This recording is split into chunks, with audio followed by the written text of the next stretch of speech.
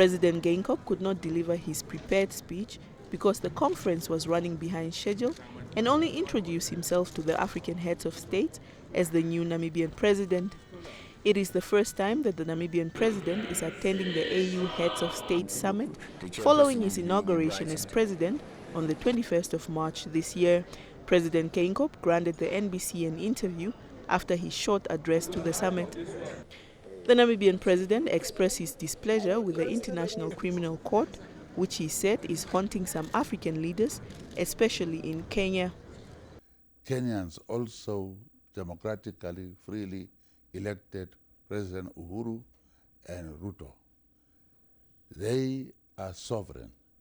And while they were hearing that they were being accused of certain crimes, Kenyans still went ahead and elected two of them.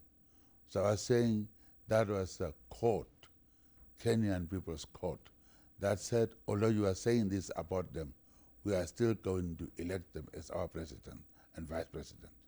So we are saying, therefore, Supreme Court of Kenya has spoken.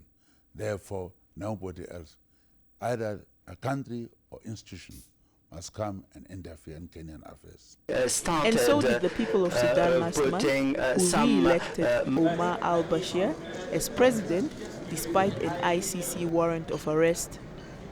The Southern African Litigation Group has engaged the South African courts for the arrest of al-Bashir, who is attending the AU summit. The summit was, however, not derailed by attempts to have al-Bashir arrested for alleged crimes against humanity, and the African leaders proceeded with their deliberations. The president thus advised African leaders not to sign every convention just for the sake of it, but to study, understand, and agree with the contents before ratifying to avoid unwanted ramifications. Though he could not make his full statement at the summit, Dr. Geingob used the NBC interview to go into details of some of the issues close to his heart. There are always networkings. While we have been waiting, people are meeting us to talk, exchange their views, meet new presidents, we shared views, business people. Yesterday I had a very good dinner with the business people, top people.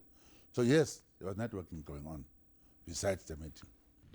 In terms of development, Dr. Geingob maintained that though democratic architecture is in place, unequal distribution of resources remains a challenge.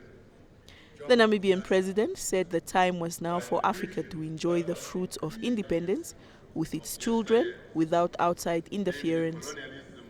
The 25th Ordinary Summit of AU Heads of States and Government was concluded this afternoon.